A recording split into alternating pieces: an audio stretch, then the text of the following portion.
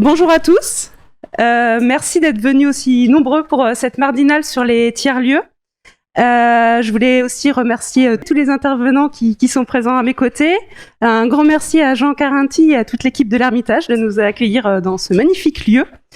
Donc ce sera une matinée sur les tiers-lieux avec une partie un peu conférence en salle et puis une partie visite du lieu. Je vais juste vous présenter pour les personnes qui ne connaissent pas encore ce format. Donc là, on est sur une matinée qu'on appelle les Mardinales. Les Mardinales sont une matinée de sensibilisation qui a lieu une fois par mois sur un sujet qui est en rapport avec l'environnement et l'urbanisme. Ça existe depuis quasiment un peu plus de 10 ans, depuis 2010, dans le département de l'Aisne. Ça a été initié par le CAIE de l'Aisne. Donc, pour ceux qui ne connaissent pas, c'est le Conseil d'architecture, d'urbanisme et de l'environnement, Géodomia et le Conseil départemental de l'Aisne. Et depuis quelques années, il y a 2 associations environnementales qui nous ont rejoints, le CPIE des Pays de l'Aisne et l'ADRE, pour l'organisation de ces matinées. Donc ça existe depuis un peu plus de 10 ans. On était sur un format où on proposait cette matinée à Géodomia, qui est située à Merlieu et Fouquerolles dans l'Aisne, et on proposait souvent une Mardinale délocalisée par an. Et on a décidé, en nouveauté 2022, de proposer l'ensemble de ces matinées délocalisées de Géodomia pour pouvoir être au plus proche des habitants et des élus et pouvoir être à différents endroits du département et surtout dans des lieux intéressants qui sont en fonction des sujets qu'on décide de traiter. Voilà. Je vais présenter très rapidement le CAIE et puis je vais demander à Gonzague de présenter également la structure de Géodomia. Donc le CAIE, donc comme je disais, Conseil d'architecture, d'urbanisme et de l'environnement, a différentes missions d'information, de sensibilisation et de formation auprès de différents publics.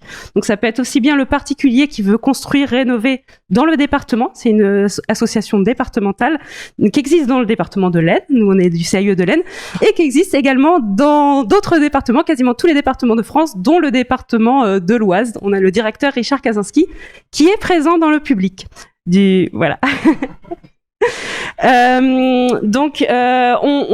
conseille le particulier, on conseille également les élus qui ont des projets, alors ça peut être des projets de construction, d'aménagement paysager, c'est assez vaste en fait nos conseils. On forme également et on fait de la sensibilisation scolaire et de la sensibilisation et de l'information du grand public, des élus comme ce matin. Voilà, je vais laisser Gonzague présenter la structure de Géodomia. Eh bien, bonjour à tous. Donc Gonzague, moi je suis documentaliste. Donc je travaille à Géodomia, donc comme l'a dit Virginie, à Merlieu. À Merlieu où vous avez la fête du livre, qui est un événement assez connu là-bas. Géodomia, c'est un centre de ressources environnementales, donc qui dépend du conseil départemental de l'Aisne. Et qui est ouvert à tous. On est une sorte de bibliothèque, centre de ressources. Un peu tiers-lieu aussi, on fait un peu de tout aussi chez nous. Donc on a déjà justement fait une Mardinale sur ce sujet-là, au fait tout. Et voilà. Et donc je vous invite le jour où vous passez de ce côté-là vers Merlieu, à venir nous rendre visite. C'est comme je vous dis, ouvert à tous. Une bibliothèque sur l'environnement, donc tous ces sujets qu'on aborde pendant les Mardinales. Vous pouvez retrouver en documentation et puis les replays du Mardinal, d'ailleurs, sur les sites de Géodomia et du CAUE. Voilà. J'aurai des petites choses à vous distribuer éventuellement à la fin, si ça vous intéresse. Voilà. Je passe la parole. Oui, bonjour. Donc, Raphaël Hénon, architecte conseil au CAUE. Donc, moi, je voulais faire une petite présentation très globale sur la thématique qui nous occupe aujourd'hui, à savoir les tiers-lieux. Donc les tiers-lieux, en fait, pourquoi les tiers-lieux et pourquoi nous, CAUE, on a souhaité effectivement traiter cette thématique. Pour faire un petit retour historique, effectivement, les tiers-lieux au regard de récentes des territoires ruraux qui se sont souvent dévitalisés. Nous avons, par la raréfaction des services publics, la désaffection des bâtiments qui ont perdu souvent leurs usages, la disparition des sites industriels ou non industriels, et donc souvent la perte d'emploi, Et donc les bâtiments sont souvent restés vides suite à tous ces événements. De nouveaux processus en fait se sont créés à l'initiative de porteurs de projets qui sont souvent le privé et souvent issus en fait du milieu associatif, afin de recréer une nouvelle dynamique.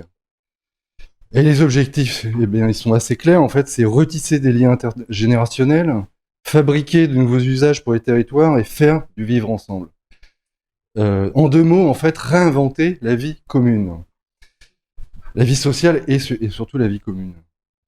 Donc comment se traduisent ces lieux d'une façon très générale? Après, Jean Carinti, cofondateur de l'Ermitage, va vous expliciter la particularité de ce tiers-lieu ici à Autrèche. Donc ces nouveaux bâtiments, souvent, ce sont des lieux hybrides, transfonctionnels, qui intègrent du public et du privé, l'individuel et du collectif, et la culture, dans les deux sens du terme d'ailleurs, le plus souvent. Donc faire sens dans le monde aujourd'hui, qui se veut être vertueux face aux défis climatiques, à l'écologie, et surtout être plus social et plus partagé.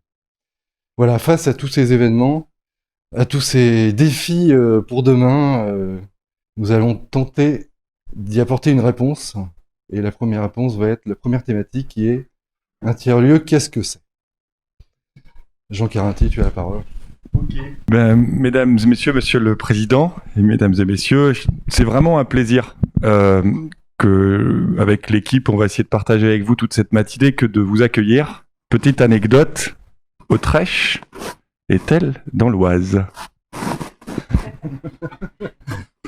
Et les élus de l'Oise n'étant pas là, je me permets une petite anecdote. Non, c'est vrai qu'Autrèche est un village qui est très soissonnais. Et l'Ermitage est un tiers-lieu qui se sent autant de l'Aisne que de l'Oise. Donc c'est pour nous un vrai plaisir. Et quand l'équipe du CIE, Raphaël, Virginie, nous ont proposé de vous accueillir, on a non seulement accepté, mais avec un enthousiasme non dissimulé. Donc le sujet qu'on va traiter ce matin au prisme de l'Ermitage et puis plus largement de ce que sont les tiers-lieux en France, c'est celui des nouveaux espaces de rencontres et de services, et notamment des lieux hybrides et pluriels. La notion d'hybridation aujourd'hui, elle est très importante à appréhender dans le monde des tiers-lieux parce qu'elle fait partie de notre ADN. Et je vous invite notamment à vous, je donnerai ces références-là, la présentation sera disponible, on vous l'enverra, ces références dans le propos d'une philosophe qui s'appelle Gabrielle Alfren et qui aujourd'hui pose la question en fait de ce qu'est le centaure, la figure du centaure dans la mythologie grecque appliquée en fait à l'urbanisme et au tiers-lieu. Et la question qui se pose, c'est celle du rapport entre les individus et leurs lieux, les individus et leurs besoins, les individus, le collectif. Et puis bien entendu, tout ça dans quelle démarche. Donc le tiers-lieu, en fait, c'est principalement une rencontre qui n'est pas forcément, je dirais, géométrique entre un lieu, un collectif et une ou plusieurs démarches. En tout cas, c'est comme ça que nous, on l'a perçu ici. Donc pour faire un tout petit aparté, parce que je crois que j'ai 15 minutes pour présenter les tiers-lieux, donc j'essaie de faire vite. Tout petit aparté, ici, comme l'a très bien dit Raphaël, c'est un lieu qui a un siècle d'histoire et qui a finalement, pour des raisons de vicissitude économique, très vite dû se réinventer. Il a été remis sur le marché après à peine avoir été construit. Il a été repris par des malades voulant faire une institution médico-sociale et une ONG internationale. Certaines et certains, j'ai eu quelques échanges dans la salle, ont connu l'époque de l'ONG et vous pouvez voir au mur que là, dans cette bibliothèque, que certaines traces, un peu à la manière de l'archéologie, certaines traces montrent que nous avons fait de la coopération internationale à l'Ermitage à une époque. Vous avez des rapports d'activité de la coopération internationale au Burkina Faso, au Bénin, au Mali, etc. Ça, c'est l'histoire d'avant. Et cette histoire, elle a trouvé un terme à la fin des années 2015. Et puis, nous, pour certains jeunes d'ici, mais aussi beaucoup de gens qui venaient d'un peu partout en France, on a repris ce lieu. On pose la question, alors là ça fait un peu peur, mais on pose la question des modèles quand on pose la question des tiers-lieux. Et je vais vous donner quelques éléments, après je vous laisserai à travers la relecture de la présentation chez vous au calme approfondir. Mais il n'y a pas de modèle au sens individuel, au sens singulier du terme des tiers-lieux. C'est un terme qui vient du monde anglo-saxon, un peu comme les ONG dans les années 70. était difficile à définir. Les tiers-lieux sont indéfinissables. On est vraiment sur des lieux d'activité qui relèvent finalement du secteur tertiaire, des lieux culturels. Il y a une très forte présence de la culture dans les tiers-lieux en France, et notamment plus volontiers parfois en ville, mais on voit, monsieur le vice-président, on en parlera tout à l'heure avec la table ronde, on voit que ces lieux culturels commencent à être, en tant que tiers-lieux, des réalités dans le monde rural également. Il y a des lieux d'innovation. L'ADN de l'innovation est très important dans les tiers-lieux, et pour certains secteurs de notre économie malmenés par les enjeux de mondialisation, malmenés par les enjeux de concurrence internationale, ces tiers-lieux deviennent des espaces fondamentaux de R&D, comme on dit, de recherche et développement. On appelle ça des hackerspace. Alors ça peut faire un peu peur, parce que le mot hacker fait souvent très peur, mais finalement, ce sont des lieux dans lesquels les industriels, au travers des communautés d'ingénieurs, des communautés de développeurs informatiques, le FETOU partage cet ADN. On a la surprise d'avoir la venue dans quelques minutes du directeur de la machinerie, du fondateur de la machinerie, qui est venu nous partager avec vous cette matinée, qui parlera lui-même de son lieu. Bon bah ça, c'est des lieux, on appelle ça des Fab Labs. C'est des lieux dans lesquels on refait finalement le monde technologique dans lequel nous vivons, y compris les questions de souveraineté technique. Et puis on a des lieux de service public. On sait que les maisons France Service peuvent être portées par des tiers-lieux et qu'elles peuvent alors c'est un mot qui est très barbare, elles peuvent se tiers-lieuiser quand elles sont portées par des associations, etc. Et puis vous avez ce qui peut-être caractérise parfois le plus de peur par rapport aux tiers-lieux ou d'engouement des tiers-lieux sociaux. Ce sont des espaces qui sont parfois militants, voire autonomistes, et qui peuvent aller parfois jusqu'au conflit. On a des zones des ZAD, les fameuses zones à défendre, qui se caractérisent par la notion de tiers-lieu dans la définition anglo-saxonne. Et puis c'est vraiment plusieurs prismes. Alors je vais pas rentrer dans le détail parce que sinon mes 15 minutes ne seraient pas respectées, mais il faut regarder vraiment les prismes d'analyse quand on regarde les tiers-lieux. Et voilà, moi c'est vraiment là-dessus que je vous invite à passer un peu de temps tranquillement au coin du feu. C'est quoi la cartographie des espaces? Et ça, pour nous, c'est très important parce que ça nous permet de nous situer. À l'Ermitage, on a de la terre maraîchère, on a fait une micro-ferme, je vous en parlerai dans la visite tout à l'heure. On a un espace de café avec une licence 4, mais qui est un café associatif. On a également une partie forestière. Enfin, on a pas mal de ce qui fait les thématiques de l'autogestion, du vivre ensemble, de la mutualisation. Et finalement, cette cartographie, elle nous permet de bien caractériser la multiplicité, la diversité des ADN dans les tiers-lieux. Donc un tiers-lieu, qu'est-ce que c'est finalement à la fin de cette présentation de quelques minutes? C'est beaucoup de choses. Et en même temps, c'est quelque chose qu'il faut s'interdire de précisément définir. Et je terminerai peut-être par l'aspect important des tiers-lieux dans ce qu'on appelle en France la transition démocratique, c'est-à-dire l'idée que les citoyens, de plus en plus en défiance par rapport à leurs institutions, vous en êtes souvent en tant qu'élus en première ligne les victimes, alors que vous avez été élus par le suffrage et vous êtes légitimes. Les citoyens, en fait, dans ces tiers-lieux, viennent pas forcément combattre, mais plutôt renouer du lien social et politique. Donc il faut considérer, je terminerai mon propos introductif là-dessus, il faut considérer les tiers-lieux comme des infrastructures de résilience culturelle, démocratique et territoriale. Et la Banque des Territoires, la Caisse des dépôts, suit de très très près les tiers-lieux parce qu'elle imagine, à travers ces lieux, régénérer les territoires ruraux en lien forcément direct avec les élus locaux. Voilà. Et c'est important ce lien, les tiers-lieux auront au défi cette liaison avec les acteurs locaux et la capacité à construire avec eux et pas contre eux. Voilà pour l'introduction sur qu'est-ce qu'un tiers-lieu. Vous pouvez peut-être des questions ou des réactions, des à propos. Fabien Sauvé, je suis architecte du patrimoine du CLE de l'Oise. Voilà. Donc bienvenue à la maison. Je me posais une question au départ. Les tiers-lieux, c'était un peu des systèmes un peu isolés et un peu hybrides. Et quand je vois le tableau que je ne réalisais pas, mais effectivement, qui est votre page d'avant, j'ai l'impression que maintenant, quand on fait un espace de travail, il faut qu'il y ait des tiers-lieux partout, quoi. C'est une excellente remarque. Il n'y a plus un élément monofonctionnel. J'ai l'impression que le danger, la dérive, c'est que ça traduisait un état d'esprit collectif, alors que maintenant on a tendance à normaliser le tiers-lieu, ça rentre dans les programmes et tout est tiers-lieu. C'est un des propos, monsieur le vice-président, vous voulez peut-être réagir. On va avoir une table ronde après qui va nous permettre de questionner avec vous aussi ces sujets. Moi, mon point de vue, c'est que, et je m'appuie sur les travaux d'un passionné de tiers-lieux qui s'appelle Pascal Desfarges, qui travaille avec la Banque des Territoires là-dessus. Mon point de vue, c'est que finalement, un peu comme les ONG, si tout est tiers-lieu, rien n'est tiers-lieu. Et il y a un article intéressant là-dessus que je vous partagerai. Il faut effectivement, au niveau où sont les architectes, qu'on pense peut-être les bâtiments différemment. Je vous laisse la parole. Merci.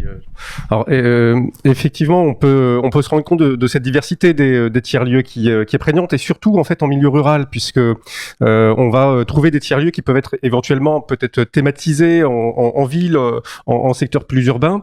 Il est important pour que le tiers-lieu puisse avoir une pérennité également dans le temps sur le milieu rural, qu'il ait justement cette diversité, qu'il puisse s'approprier à la fois le côté projet territoire, le côté social auquel il s'intègre. Effectivement, ce tiers-lieu situé ici à l'Ermitage dans l'Oise, à Autrèche, peut trouver sa place évidemment dans l'Aisne à proximité. Il ne trouvera pas forcément sa place au fin fond de la Corrèze ou à Paris. Évidemment, on n'est pas du tout sur les mêmes typologies sociales et de territoire. Et en même temps, le fait que l'on puisse accepter que le tiers-lieu n'ait pas de définition précise, eh bien, c'est aussi la porte ouverte à ce qu'on puisse en avoir partout, finalement, et à condition d'avoir un projet qui pourra et qui devra certainement d'ailleurs nécessairement évoluer dans le temps.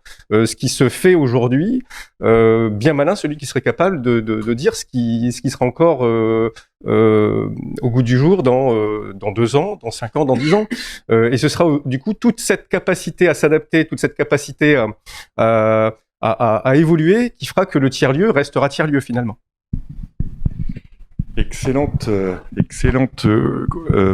remarque et complément. Regardez les axes en fait. Ce qui est intéressant pour les architectes qui conçoivent des lieux, c'est les axes en fait entre l'enjeu sociétal, l'enjeu du bien commun, l'enjeu de la marchandisation et l'enjeu entrepreneurial.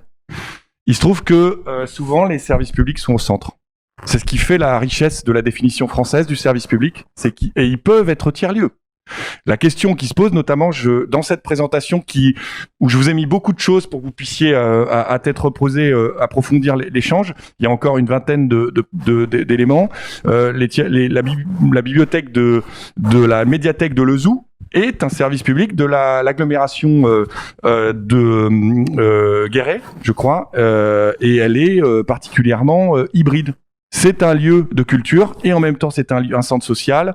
Et ce qui est intéressant, peut-être, c'est la capacité des lieux à être particulièrement habités par leurs usagers, être partagés par leurs usagers et être quelque part gouvernés par ceux dont c'est le besoin finalement d'être dans ces lieux. On a un gros enjeu de gouvernance dans les tiers-lieux. Voilà. Je vous propose qu'on puisse clôturer. C'était une introduction sur qu'est-ce que les tiers-lieux. Après, on va se balader. Alors, la météo est moins favorable aujourd'hui qu'hier, malheureusement. On joue un peu au yo-yo ces jours-ci. Mais on pourra vous montrer un peu comment on a fait de chacun des espaces à l'Ermitage un enjeu de ce qu'on appelle, nous, dans notre jargon, et on n'est pas des professionnels, l'architecture d'usage. C'est-à-dire qu'en fait, on n'a pas programmé. Quand on a repris, on n'a pas programmé. Parce que programmer, c'est fermer les champs aux besoins. Et ce bâtiment, qui, comme vous le constatez, est une ancienne grange, et ensuite une ancienne bibliothèque, et ensuite une salle de conférence, finalement, on en a fait un café après pas mal de tergiversations avec nos usagers. On a trouvé que c'était pas idiot de mettre un café quand il n'y en a plus depuis très longtemps au village. Voilà. Je crois qu'on a fini la première séquence. Je vous relaisse prendre la main. Merci beaucoup, Jean. Merci beaucoup, Jean. Ce qu'on propose là, on a fait une définition un petit peu globale. C'est maintenant de rentrer vraiment dans le vif du sujet et de faire l'exemple en fait de différents tiers-lieux qui va vous donner un peu une panel concrètement de ce qu'il existe un peu sur le territoire. Et donc, ça va se faire à 2 voix. Je vous laisse, Bruno, je te laisse te présenter. Voilà, merci. Effectivement, je suis Bruno Van Nuitrecht, je suis l'un des animateurs de la com de la Champagne-Picarde et je suis responsable des ateliers numériques, on va dire, dans le Fait-Tout Connecté, voilà, qui est à Saint-Herme, petite commune qui vient d'une communauté de communes. Voilà, merci, parfait. 46. 20 000 habitants, bientôt 21 000 si je dis pas de bêtises. Donc on n'est pas une zone à très forte densité de population et en fait cette idée du fait-tout, elle est tout simplement née d'une volonté effectivement de nos élus de recommencer à centraliser un petit peu les services, puisqu'il y avait un petit peu une défection de l'État sur des services qui, nous, au quotidien, nous paraissent essentiels. Il y a aussi cette situation d'électronisme. Hein. De mon temps, quand j'étais plus jeune, on appelait ça la fracture numérique. Le terme électronisme est un peu plus à la mode. Et donc, il y a eu une réflexion de la part des élus, mais qui ont aussi demandé leurs avis aux agents en disant, bah voilà, on voit bien que les modules informatiques, les formations qu'on faisait avec Picardie en ligne, étaient en déréliction, hein, tout simplement. On avait de moins en moins de monde. On estimait qu'on avait formé tous les gens qui avaient envie d'être formés. Et donc, c'est aussi parti d'un constat purement pragmatique. Hein. On a ces agents ont des compétences diverses et variées. Qu'est-ce qu'on en fait ? Et en plus, on a des défections, effectivement, de l'État sur des services qui paraissaient essentiels. Donc, il a paru assez évident qu'on pouvait profiter de cette vague, parce que les tiers-lieux, effectivement, ont commencé à naître avec ce terme, vous le disiez, un petit peu générique. Et nous, on a déjà défini tiers-lieu de cette façon-là. C'est ni la maison, ni le travail. Ça doit être un lieu entre les deux. Et je rejoins effectivement Jean là-dessus. C'est la gouvernance, elle est faite au final par nos usagers. Je vais vous prendre quelques exemples ensuite de modules, on va dire, du fait-tout qui ont été imaginés comme étant porteurs. Et au final, on s'est trompé. On s'est trompé, entre autres, par exemple, sur le télétravail, le coworking, où la très belle salle qui était faite pour ça, la connexion correcte, des ordinateurs à disposition. Bien malheureusement, ça n'a pas pris, alors qu'on a une gare dans la commune, à quelques pas effectivement du fait-tout. On a une magnifique banderole, marre de prendre le train, venez travailler ici. Et malgré ça, c'est une portion qui n'a pas fonctionné. On peut vous donner les circonstances atténuantes, parce que qui ne s'est pas trompé sur le coworking depuis 10 ans en France, hein, y compris dans les centres-villes. Hein. C'est un sujet qui est encore peut-être trop en avance, peut-être. Hein. C'est ça, et puis peut-être que les gens, c'était juste pour gagner 20 km en train plutôt que 40 ou 50, et on peut comprendre qu'à 20 km près, ils préfèrent peut-être être au bureau ou continuer peut-être une petite routine.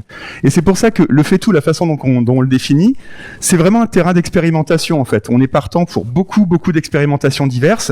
Entre autres, on a à l'heure actuelle une borne de téléconsultation, ce qui n'est pas forcément quelque chose de très logique dans une zone où on a encore des médecins qui sont en activité.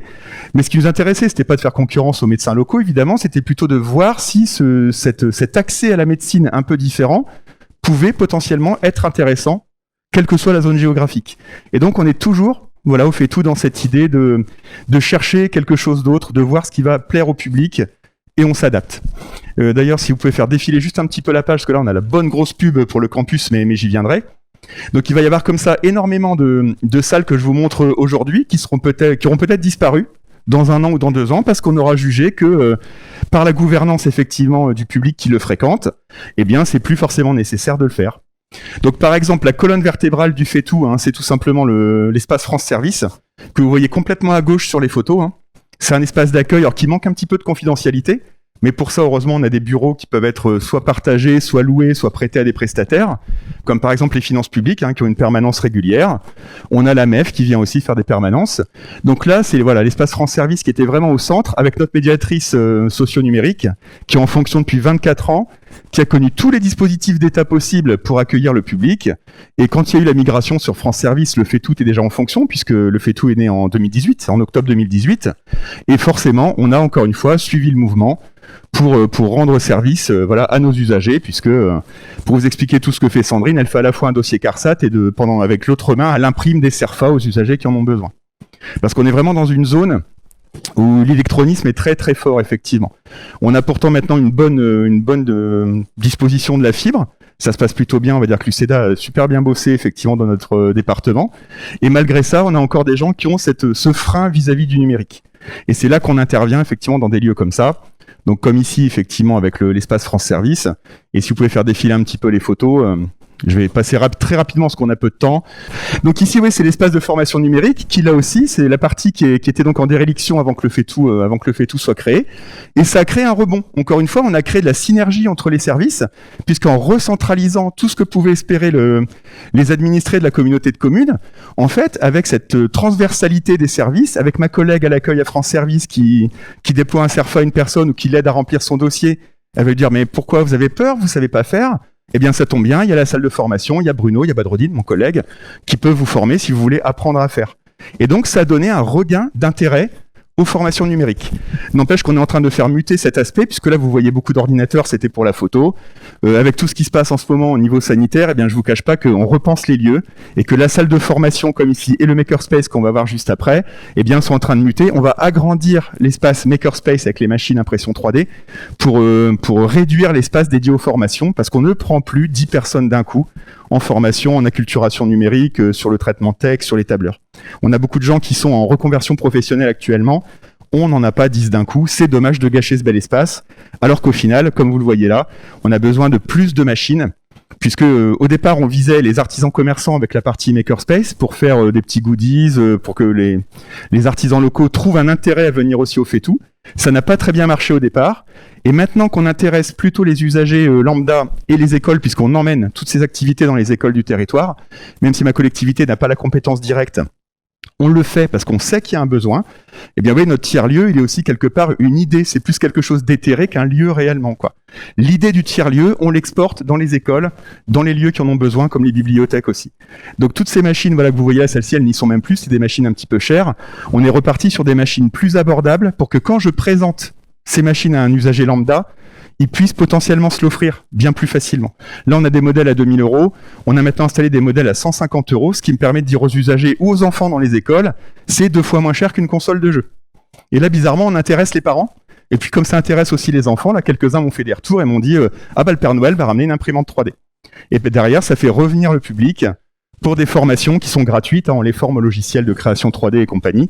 Et donc voilà, c'est un cercle vertueux qui fait qu'en récupérant les parents pour un CERFA, on arrive à acculturer les parents, les grands-parents au numérique, et donc on travaille aussi sur la parentalité avec ces outils-là. Donc le Fait-Tout, il a permis de cristalliser tous ces besoins-là, en fait, qui sont donc pourtant dans une petite zone rurale, on va dire, sans prétention, hein. J'accepte avec beaucoup de modestie, c'est un territoire qui a une densité très faible. Mais quand on voit qu'on peut effectivement aider un usager, si on peut acculturer au numérique des enfants qui peut-être plus tard vont orienter leurs études par rapport à ce qu'on a pu leur montrer, je pense que c'est une vraie fierté pour la collectivité de dire, sur notre territoire, on a des jeunes qui sont en capacité d'aller relativement loin, d'être un vrai plus pour le monde qu'on habite. Et si on a pu effectivement leur mettre le pied à l'étrier avec quelques outils qui nous ont pas coûté très cher, eh bien on se retrouve voilà à avoir cette fierté personnelle et aussi collective, d'avoir entre autres un enfant là qui a 9 ans a découvert les imprimantes 3D chez nous, et maintenant il est médaillé, voilà, il est chevalier de l'ordre du mérite, voilà, parce qu'il a fait des visières pendant le confinement. Sa commune la remercie avec beaucoup d'importance, et puis c'est monté jusqu'au niveau national effectivement, où cet enfant, voilà, à chaque fois c'est notre vrai commercial, hein, c'est notre premier fan, c'est systématique, ah bah j'ai appris à faire ça au Fait-Tout. Et donc si ça peut nous servir ne serait-ce qu'à ça, je pense que même pour un enfant qui va ensuite prendre conscience, comme il l'a fait là, qu'il a pouvoir d'agir sur le monde des adultes, eh bien je pense que rien que pour ça, ça mérite l'énergie qu'on peut y consacrer en fait, et potentiellement les budgets. Parce que pour parler rapidement chiffres, un lieu comme le Fait-Tout connecté, c'est quelques centaines de mètres carrés si on prend cette partie. C'est de l'investissement sur 750 000 € de tête, avec effectivement des cofinanceurs qui vont du national jusqu'au départemental, et c'était 80% de subvention. Donc ça reste assez logique d'avoir des partenaires financiers pour ce type de lieu. On avait la chance d'avoir, comme tu disais, il y a aussi des défections, voilà, un peu comme ici, on avait un local qui servait effectivement avant le Fait-Tout de cabinet médical. Eh bien voilà, on a eu le bâti pour un prix plus qu'honnête. On a fait des travaux et ça donne le lieu que vous voyez au fur et à mesure là en photo, qui est un lieu, je pense, relativement accueillant. On a aussi des salles de réunion qui sont utiles en interne pour les collègues, mais qui sont aussi utilisées pour des infos collectives de Pôle emploi, par exemple. C'est typique de ce qu'est l'hybride du lieu, et notamment pour les architectes, ça invite à questionner finalement ce qu'étaient nos salles multifonctions d'une époque qui étaient peut-être exclusivement festives et qui deviennent des salles d'activité où le matin on peut avoir du numérique, l'après-midi de l'administratif et le soir du culturel. Et c'est aussi un enjeu finalement d'économie de moyens pour que les lieux soient les plus performants possibles. Il y a Valère Pelletier, je ne sais pas s'il est là, Valère, de l'EPF LOA, qui est très sensible à ces enjeux fonciers. Parfait. Si on peut faire encore défiler quelques photos, c'est juste pour vous présenter le lieu, puisque j'ai dit la majorité de ce qui était pour moi important, c'est, vous avez compris, cette hybridation effectivement qui est importante, mais surtout cette appropriation de la part du public du lieu. C'est-à-dire qu'ils viennent sur un tiers-lieu, pour eux c'est ça, c'est pas la maison, c'est pas le travail. On y vient parce qu'il y a aussi une certaine ambiance, hein. Je vous cache pas qu'on aime beaucoup avec les collègues, on a une équipe qui est quand même assez soudée.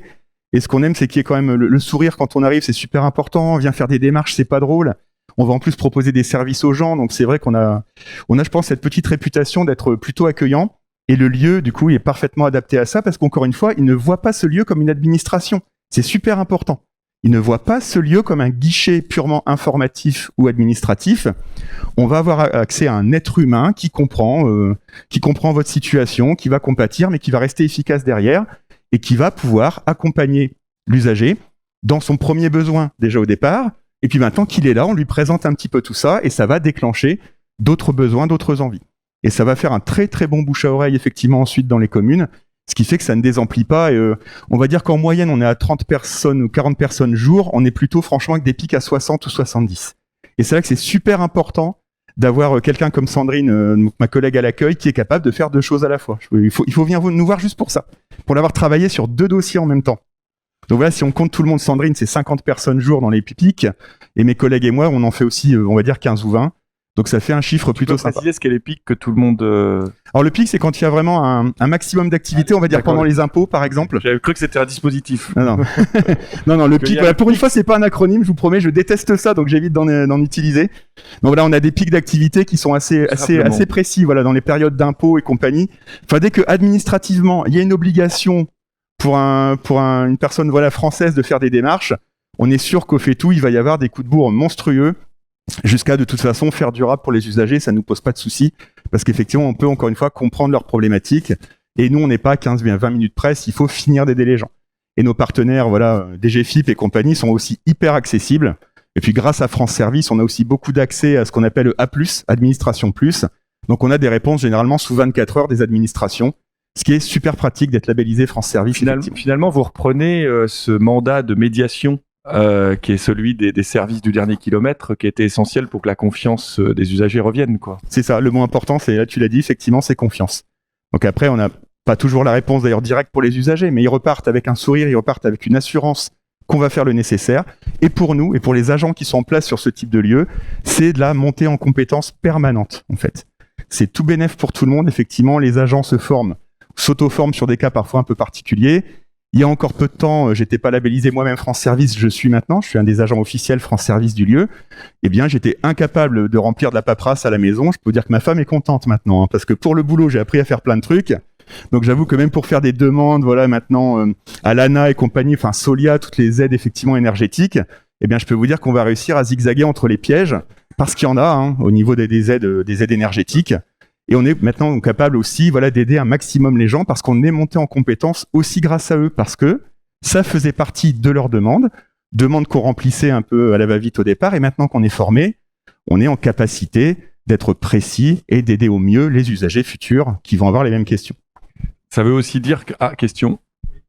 Parce que vous avez présenté des tiers-lieux, vous n'avez pas présenté le cadre juridique.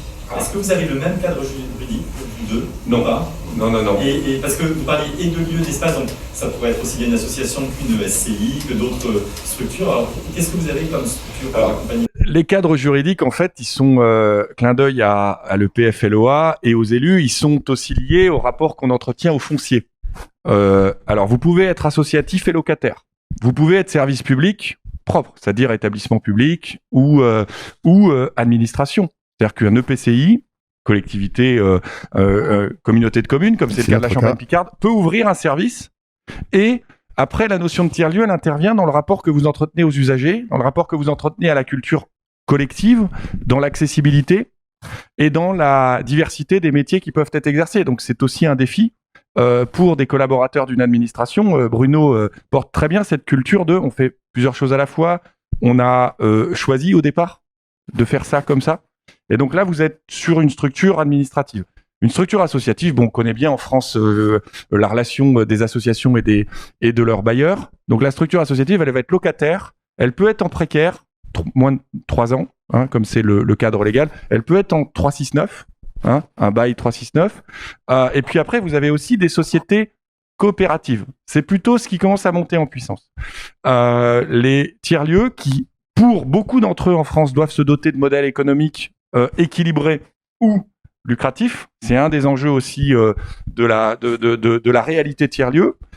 sont dans des cadres où ils peuvent avoir des sociétés coopératives d'intérêt collectif qui vont réunir, nous c'est le cas à l'Ermitage, des entrepreneurs en SAS, en société à action simplifiée, en SCEA, société civile d'exploitation agricole, comme on en a une ici, en association d'intérêt général, et tous ces gens réunis au sein de la même société coopérative qui a le mandat de foncière vont se doter d'une autonomie et d'un équilibre financier. Je vais vous donner un exemple, on en parlera tout à l'heure dans la visite, mais on a un brasseur qui est en SAS, qui paye un loyer. On a une société de séminaire d'entreprise qui est en SAS, qui paye un loyer.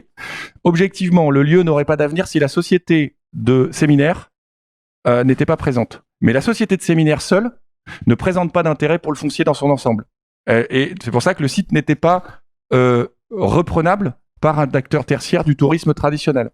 Et là, on est dans un tiers-lieu qui se dote d'une culture collective et d'une reprise globale du foncier. Et c'était un des enjeux de la reprise de l'Ermitage que de ne pas vendre à la découpe et qu'il y ait des gens qui reprennent avec le souci de ne pas faire l'opération foncière du siècle. Hein. On est quand même dans un territoire qui n'est pas non plus le centre de Londres et qui en même temps s'inscrivait dans le très long terme. Nous, on est là pour à peu près, on estime moins d'un siècle, on ne peut pas raisonner une opération comme celle-là. Voilà. Je ne sais pas si j'ai répondu précisément à votre question, mais je crois qu'avoir évoqué tous les statuts, et vous parliez d'SCI, je le dis d'autant plus qu'on a vécu, nous, jusqu'à aujourd'hui en SCI pour ce qui est de la foncière, et qu'on bascule en société coopérative, donc qui est une société anonyme, dotée de statut coopératif, on bascule en SIC, parce que tout simplement, porter un tiers-lieu avec une SCI est assez incompatible avec les aides publiques. Il faut le savoir, les collectivités n'aiment pas rentrer dans des SCI, les foncières, les établissements publics fonciers non plus. La SIC a l'avantage d'être un espace, y compris juridiquement hybride, doté de l'intérêt collectif, et dans la réglementation, on est finalement de plus en plus dans le périmètre public avec ces SIC, parce qu'elles n'ont pas vocation à être des opérations de capitalisation et de services d'actionnaires, comme on dit dans le jargon financier.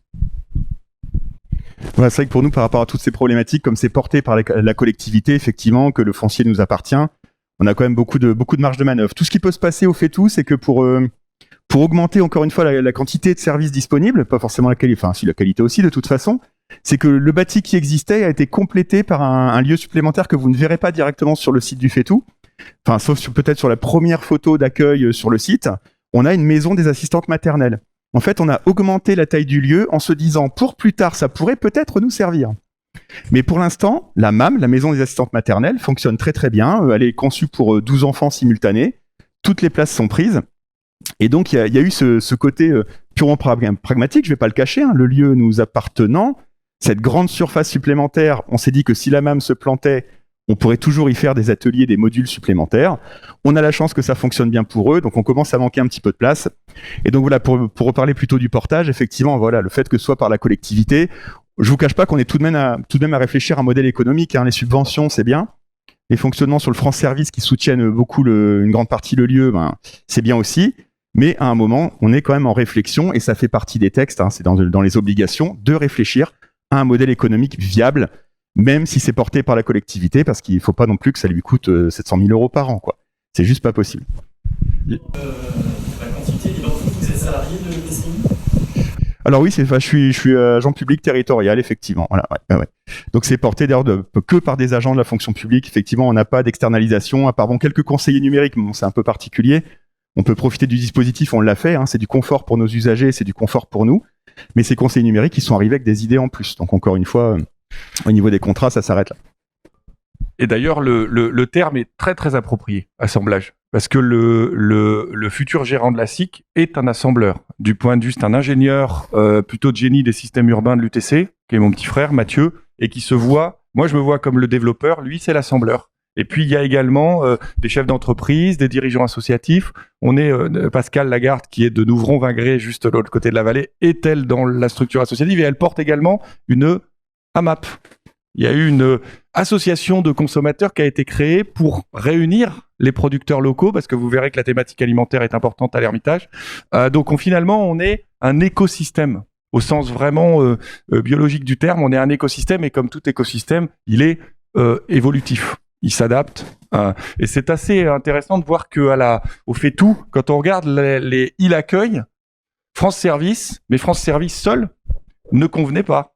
On a France Service plus le campus connecté, truc très intéressant, les campus connectés, qui sont une vraie opportunité pour les tiers-lieux. Nous, on cherche à aller vers le label campus connecté, à la petite nuance qu'on n'a pas encore de quoi loger les étudiants. On va avoir un foyer de jeunes travailleurs très certainement ici, avec Oise Habitat, et du coup, tant qu'on n'a pas de quoi les loger, on préfère ne pas développer le label. Vous avez la salle de formation. La formation va devenir un des enjeux majeurs dans les tiers-lieux. Tout simplement parce que les acteurs traditionnels de la formation ne peuvent plus demander aux jeunes ou aux gens formés de faire autant de kilomètres pour aller dans les centres urbains où se jouent maintenant ces parties, et notamment l'AFPA se débarrasse de beaucoup de son foncier.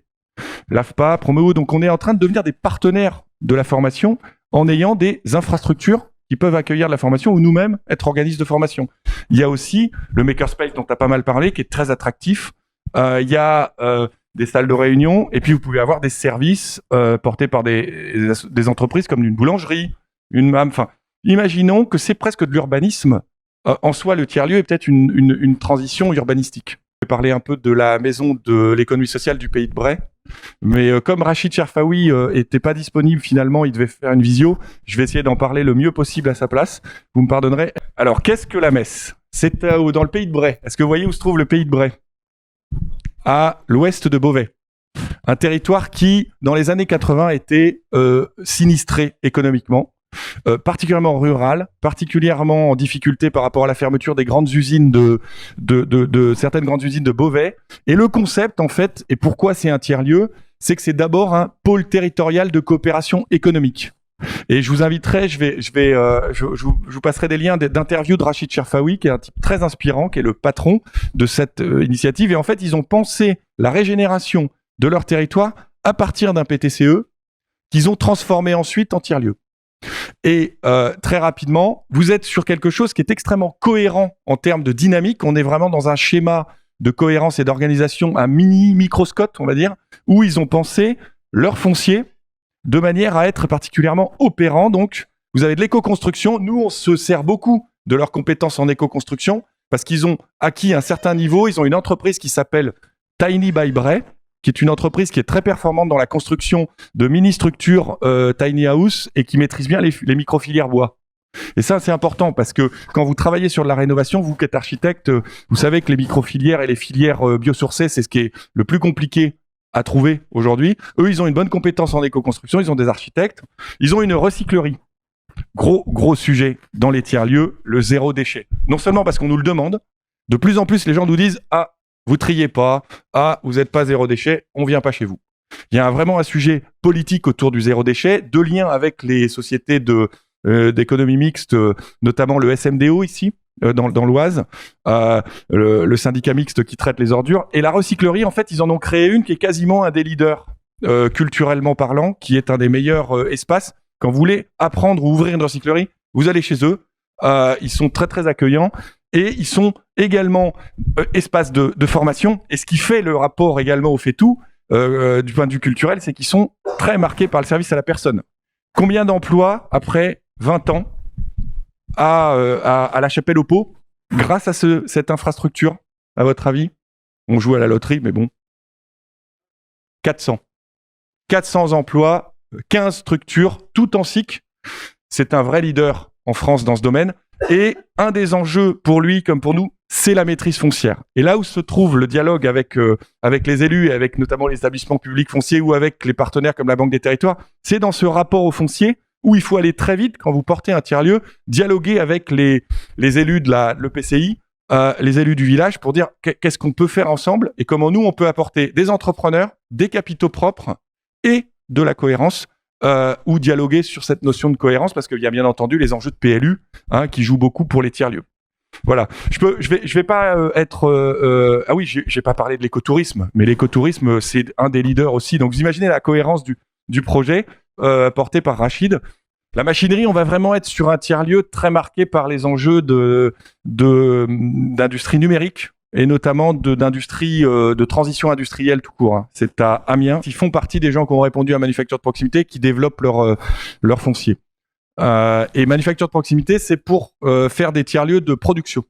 Bonjour à tous. Donc, je m'appelle Sébastien Personne. Je suis un administrateur de la machinerie. Donc la machinerie, c'est une association qu'on a fondée en 2014 et qui regroupe différentes activités, dont ce que vous voyez ici, la partie Fab Lab et médiation numérique, en direction de tout public. L'idée, c'est de donner accès à tout public à des outils de fabrication et un accompagnement pour utiliser ces machines. On a également un espace de coworking, donc on est situé à Amiens, en centre-ville, juste à côté de la gare. C'est un espace qui fait 1000 m², et ça permet d'avoir un modèle hybride à la fois du financement privé et du financement public. Après, en termes d'activité, on a également un dispositif d'incubation de projet qui est orienté à dimension innovation sociale. Donc voilà un petit peu les activités regroupées que vous voyez sur cette image. Je suis allé très très vite. Si vous avez des questions. Moi, j'en ai une ou deux ou des remarques. C'est un des leaders en Hauts-de-France, la machinerie sur le numérique. Est-ce que tu peux expliquer pourquoi? D'abord, vous avez démarré il y a 10 ans, ce qui était très, très en avance sur beaucoup de gens. Et en quoi vous êtes en lien avec le monde industriel? Toi, je sais que tu es ingénieur de formation. Oui, alors l'histoire de la machinerie, donc ça démarre d'une société, donc la mienne. C'est un bureau d'études qui est orienté industrie et qui disposait d'un certain nombre de machines à commande numérique que nous, on utilisait pour notre bureau d'études, pour le prototypage. Et donc moi, je suis ingénieur en génie mécanique et mon co-gérant est informaticien. Et donc c'était déjà ce mix de différentes compétences qui nous a permis de développer un certain nombre de projets un petit peu exotiques. Et ce qu'on s'est dit, c'est si on mettait ces outils à disposition d'un public plus large, quels sont les projets qui vont émerger sur le territoire? D'où l'idée de créer cette association et de donner accès à ces machines à un public le plus large possible. On est vraiment dans la révolution des Fab Labs et de l'accessibilité à du matériel. Et peut-être qu'on pourra évoquer un peu, y compris avec Bruno tout à l'heure, dans la table ronde qui va suivre, ce que c'est que l'enjeu pour le monde artisanal. Parce qu'on a tendance à penser que c'est un peu éloigné des réalités concrètes dans le territoire rural. Or, rien n'est plus faux aujourd'hui. Les artisans vont être les futurs bénéficiaires de ces lieux, les futurs acteurs de ces lieux. Tout à fait. On a notamment eu la chance de travailler avec un certain nombre d'artisans des métiers d'art, et ça nous a permis de montrer que tout ce qui était révolution numérique n'était pas incompatible avec les métiers d'art. Ça allait pas les faire disparaître, mais ça allait permettre notamment de leur faire gagner du temps sur la phase d'ébauche, et en diminuant ce temps, n'est pas on va dire, c'est pas là où il y a la patte de artisan d'art. Ça leur permettait de réduire leurs coûts et de garder une marge acceptable pour leur métier. Ça veut dire qu'un tiers-lieu numérique comme celui de la machinerie ou du fait-tout, qui a un peu de matériel d'impression 3D, peut évoluer vers ce qu'on appelle un laboratoire de R&D pour les entreprises. Vous pouvez avoir du service, on parle d'entrepreneuriat là, mais vous avez des jeunes entrepreneurs qui peuvent se servir de ces machines pour prototyper, c'est déjà le cas. Mais aussi, on peut accompagner en formation la transition numérique de l'artisanat. Parce que dans quelques années, on aura une économie politique de l'artisanat qui sera très tournée vers le numérique dans tous les métiers, dans tous les matériaux, bois, fer ou autres. Oui, ce qu'il faut comprendre aussi dans le numérique, c'est que ça permet un certain nombre de capitalisation de savoir. C'est-à-dire que si je prends le cas d'un artisan d'art, une fois qu'il a réalisé sa création, on est en capacité de la numériser, et ça permet après pourquoi pas de changer d'échelle, de faire du moulage, de l'impression 3D, enfin, je ne sais quoi. Également pour la formation, on peut penser dans un futur plus ou moins proche de tout ce qui sera réalité augmentée pour transmettre le geste et capitaliser le savoir. Il y a notamment des liens très forts avec les chambres consulaires, chambre des métiers de l'artisanat, chambre d'agriculture, et on commence à être des lieux dans lesquels ces acteurs viennent chercher des partenariats et des savoir-faire qui leur permettent de transmettre à leurs adhérents la CAPEB notamment pour les métiers du bâtiment. Les tiers-lieux sont vraiment des espaces de recherche. Bruno a bien insisté sur la notion d'expérimentation et d'innovation. Et je crois que nous en fait, on a comme référence la machinerie comme partenaire pour tout ce qui est notre développement numérique, notamment. Je peux me permettre une anecdote. Le FETU ne serait pas né sans la machinerie. Vas-y, explique l'histoire. Parce que voilà, pour vous dire, pour moi qui suis beaucoup autodidacte sur tous ces sujets-là, voilà, on a pu profiter à l'époque de Picardie en ligne, ça date un peu, d'une journée de découverte en fait à la machinerie à Amiens. D'ailleurs, ma femme en veut à ta structure parce que j'ai acheté mon premier casque de réalité virtuelle à l'issue de la formation qu'on a pu effectivement avoir à la machinerie. Et vu que je suis un vrai gamin, il a fallu que je commande ça tout de suite aux États-Unis, tout ça. C'était du prototype, ça coûtait très cher. Mais de là est née aussi mon envie de dire, tiens, ces machines-là, je savais que ça existait. Est-ce que j'en étais potentiellement capable? J'en étais pas sûr. Le fait d'avoir pu profiter à la machinerie de tout ce savoir, ce condensé de connaissances en juste une journée, ça a déclenché chez moi des envies personnelles qui sont ensuite retranscrites. Quand on parlait de la réflexion de la création du FETU, je dis, mais moi, je veux tout ce que j'ai vu à la machinerie. Il n'y a pas de raison, ça aura de l'intérêt chez nous. Et c'est là que les supérieurs ont bien suivi, effectivement, en disant, bah oui, tu as une appétence pour ça, on va profiter de cette pseudo-compétence, et la partie makerspace, en tout cas du FETU, est née, on va dire, grâce à la machinerie, en fait, au final. Donc, encore, vous voyez, on est inspirants les uns pour les autres, au final. Et je vous encourage à tous visiter des tas de tiers-lieux différents, puisqu'effectivement, on en parlait, c'est un mot un peu valise, les thèmes sont très variés, donc c'est très important d'aller s'inspirer de ce qui peut se faire et se dire, est-ce que c'est adapté à mon territoire?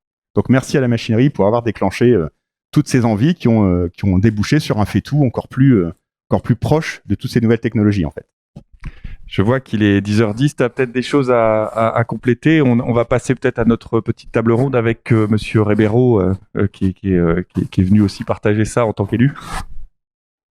Juste pour compléter, je pense que ce qui a été dit, c'est ce qui est assez important, c'est que sur le territoire, on a la chance d'avoir un certain nombre de tiers-lieux qui disposent de compétences qu'on peut mixer. Aujourd'hui, on est sur la création d'un réseau régional et ça permettra de faire émerger d'autres lieux et de mixer les compétences pour aller plus loin. C'est une super transition vers quel impact des tiers-lieux sur leur territoire. Alors Tristan, peut-être discrètement installé à la régie, est le Fab Manager de l'Ermitage. Donc il sait non seulement faire de la régie technique, mais il sait aussi faire de la fabrication de pièces sur imprimante 3D, puisqu'on va visiter tout à l'heure son espace. Et il sait également transmettre, il a même profil autodidacte que Bruno. On a beaucoup de gens qui viennent dans les tiers-lieux aussi parce qu'ils peuvent avoir une dessinée. Et qui peuvent avoir un espace dans lequel ils ont une liberté de créer qui peut être dans leur garage, mais en collectif c'est quand même plus sympa. Tu voulais rebondir, Nicolas, sur tout ça? Oui, alors effectivement on voit bien ce qui anime dans l'ensemble des différents tiers-lieux, cette volonté de créer, de partager. Et finalement, quand on réalise également de l'aménagement de territoire, on cherche aussi les limites de chaque chose. Et là, on se rend compte qu'il peut exister une limite à laquelle il faut être très très vigilant. C'est surtout que finalement beaucoup de tiers-lieux reposent sur des personnes, là encore, et que ce sont finalement ces gens atypiques, ces personnes spéciales qui font vivre ce tiers-lieu, qui parfois l'ont créé, souvent d'ailleurs. Et l'enjeu, en tout cas, peut-être un point d'attention particulier, c'est la passation. Quand ces personnes, à un moment ou à un autre, on sait qu'on arrête aussi. Comment est-ce que l'on anticipe, comment est-ce que l'on prépare finalement sa succession du tiers-lieu? Puisque soit on admet que le tiers-lieu, il est géographiquement limité dans le temps, parce qu'il est assimilé à une personne, il est assimilé à une ou deux personnes, entre guillemets, à quelques personnes. Soit on essaye d'avoir cette vision d'aménagement sur le long terme. Tu parlais tout à l'heure du SCOT, donc évidemment on est dans cette prospective d'aménagement sur le très long terme, en tout cas qui parfois même peut dépasser des générations. Et finalement, si on se dit que c'est une bonne idée, comment on fait pour qu'elle soit pérennisée? Et donc tout l'enjeu, c'est effectivement quand même toujours d'avoir au sein de ces tiers-lieux cette idée de passer le savoir qui existe déjà. C'est pas le fait de rendre service, c'est une très bonne chose. Les EFS en font partie évidemment, mais en tout cas, c'est comment est-ce qu'on anticipe sa succession, comment est-ce qu'on prépare le fait que cette structure, elle doit être pérenne, elle doit être durée, parce que le territoire, lui, continuera d'exister. C'est intéressant de mettre en perspective ce que sont les tiers-lieux, parce que c'est vrai que c'est récent pour le moment, et que souvent on se dit qu'on durera, et on a notamment un enjeu de gouvernance. Peut-ce qu'on peut-être présenter comment vous êtes organisé à la machinerie, comment là vous êtes un service public au FETU. Peut-être donner 2-3 exemples. Alors, la manière dont ça s'est fait, donc je vous disais, c'est né d'une entreprise qui après a créé une association. Et donc, on a grandi petit à petit. Donc, je pense que la manière de pérenniser, c'est aussi de faire en sorte que les choses n'aillent pas trop vite. On n'est pas devenu du jour au lendemain la machinerie telle que vous avez peut-être vu le voir dans la présentation.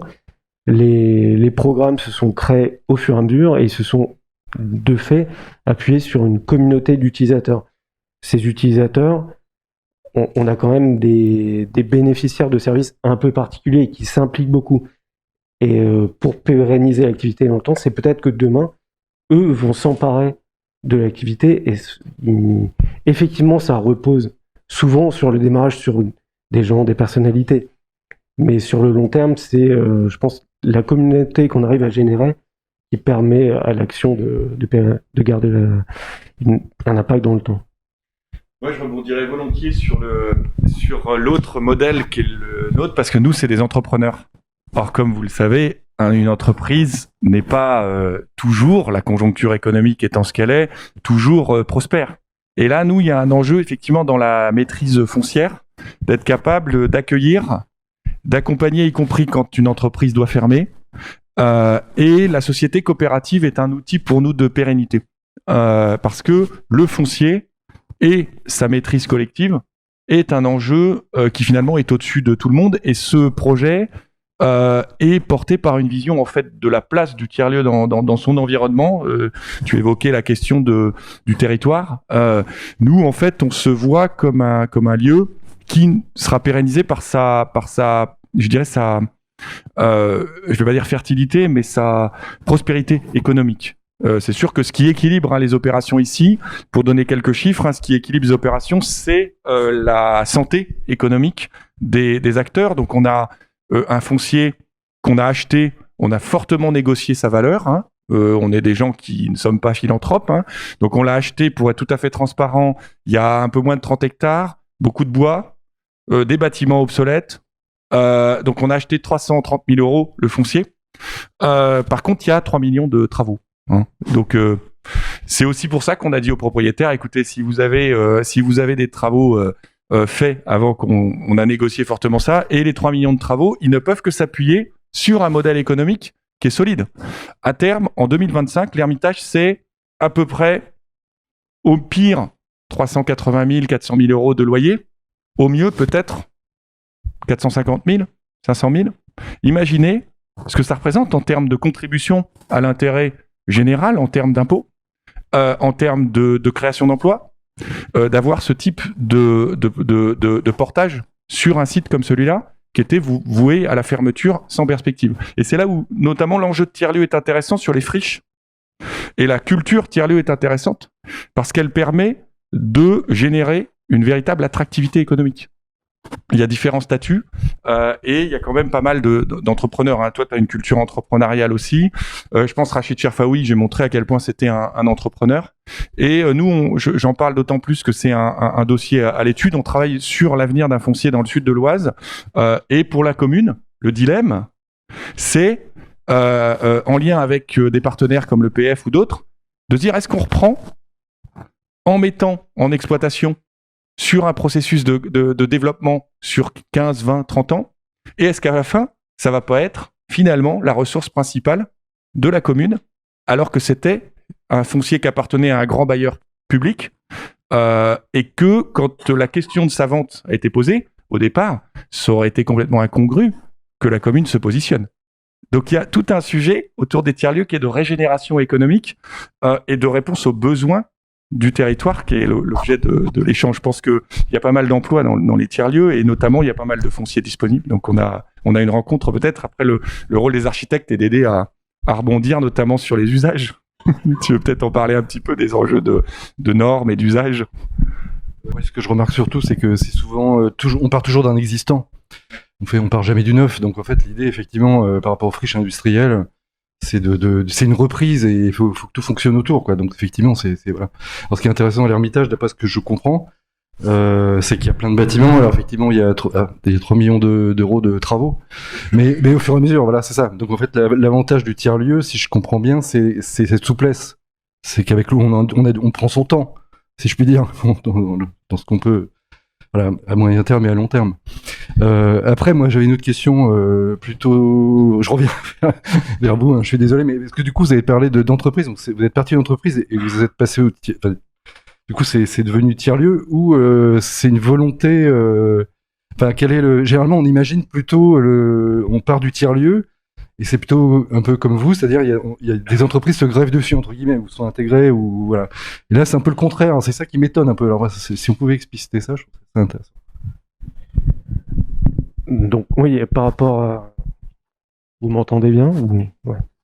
Donc, par rapport à la plupart des Fab Labs qui se sont montés, c'est-à-dire que nous, on disposait déjà d'un parc machine qu'on a mis à disposition du public. La plupart du temps, souvent quand c'est fait par des collectivités d'ailleurs, on a une coquille vide, on la remplit de machines, on essaie d'accueillir du public et après on se dit oui, bon, faut peut-être essayer de rentabiliser le parc machine. Donc c'est comme ça que ça s'est fait chez nous. Et c'est tout de suite l'idée de mutualiser un lieu, des machines, des savoir-faire.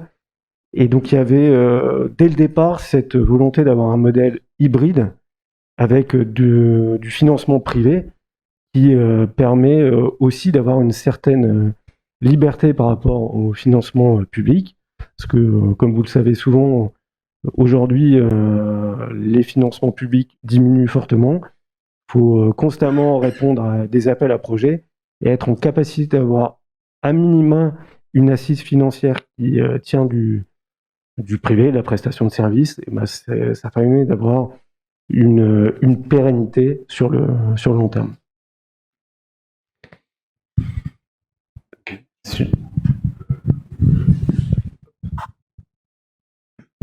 Allez, alors effectivement, d'autres réflexions peuvent venir quand on réfléchit au pilier du durable. En fait, on se dit que bon, on a beaucoup parlé du pilier économique parce qu'évidemment, oui, ça en fait partie. Lorsque l'on veut avoir un modèle qu'il repose sur du privé ou même s'il repose sur du public, on parlera plutôt d'une rentabilité d'usage dans ce cas-là aussi, avec évidemment un intérêt tout particulier de flux et d'une vraie prestation de services au public derrière. Il y a vraiment ce volet humain sur lequel je voulais revenir parce que on est là encore sur des personnes qui sont parfois fortes et qui mènent ce projet et qui peuvent également le proposer autour du volet humain autour d'eux. Dans ce sens, et notamment là encore en milieu rural, puisqu'il y a beaucoup de sujets qui s'imbriquent finalement les uns dans les autres. Jean parlait tout à l'heure de la problématique du foncier. On se rend bien compte que dans le milieu rural, la problématique foncière est quelque chose qui devient de plus en plus prégnante. Les réglementations qui arrivent, que l'on a vu venir, mais qui aujourd'hui, on rentre dans le dur avec le zéro artificialisation nette notamment, nous oblige à penser différemment, à repenser l'intégration du foncier et également en milieu rural. Restaurer une friche en ville, aujourd'hui, il y a tellement de dispositifs que j'ai envie de dire c'est quasiment pas complexe.